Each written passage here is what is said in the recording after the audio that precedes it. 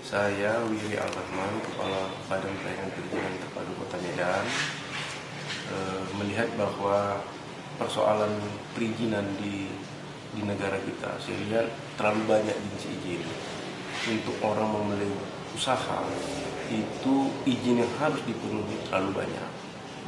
Apalagi dia kalau PMA, itu harus dimulai dari BKPM pusat, ada yang namanya tanda daftar perusahaan, belum lagi dilanjutkan dengan izin prinsip dan izin usaha tetap. Dan untuk itu juga dia harus ngurus akte notaris ke notaris, dan apabila dia berbadan hukum perseroan terbatas, dia harus mendapatkan SK Menteri Hukum dan HAM. Dan ini memakan waktu yang tidak sebentar. Ini dari pengalaman yang ada, yang kami hadapi di dalam proses izin yang ada di Kota Medan. Dan pada umumnya pengusaha, dunia usaha itu melihat dimulai dari nol. Belum lagi nanti persyaratan-persyaratan lain yang lebih kecil, misalnya harus ada keterangan domisili yang diterbitkan oleh lurah dan sebagainya. Dan setelah itu barulah dia mohon, harus ada izin gangguan, harus ada SIUP, harus ada TDP, harus ada UIJK, maupun izin-izin lainnya. Ada izin pengoboran air bawah tanah, izin pemambatan air bawah tanah misalnya, dan izin-izin lainnya, izin teknis lainnya yang terlalu banyak. Nah, kalau kita mau bersaing dengan dunia internasional, saran pendapat saya adalah dengan cara restrukturisasi perizinan. Apa itu restrukturisasi perizinan? Adalah dengan mempersedikit izin yang dipersyaratkan bagi pelaku usaha. Tapi kalau ini belum terjadi, maka kami di BPPT Kota Medan telah melakukan upaya dengan cara untuk mempercepat proses perizinan dengan cara membuat permohonan secara paralel.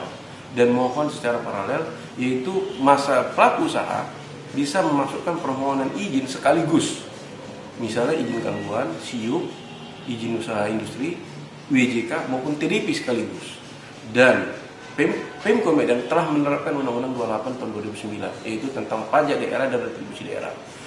Berarti dari 5 yang paralel itu, yang dibayar retribusi hanya izin gangguan saja.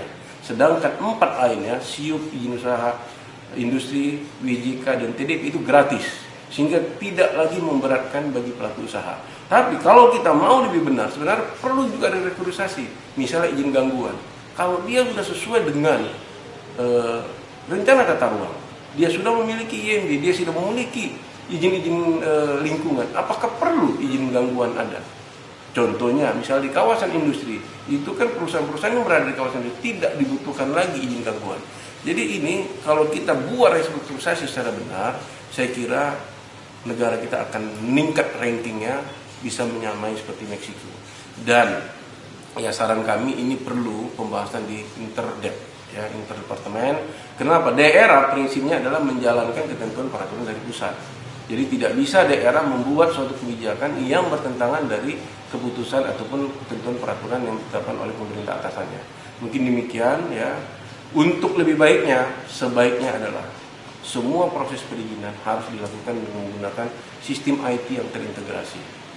Ini paling sangat membantu mempercepat proses izin, dan dengan database yang benar maka kita akan bisa mengelola data perizinan dengan baik. Kalau perkara SDM saya kira itu lebih gampang untuk menyesuaikan. Ya, dengan sistem IT yang benar maka SDM itu pun akan gampang untuk menjalankan sistem IT tersebut. Saya kira demikian. Terima kasih.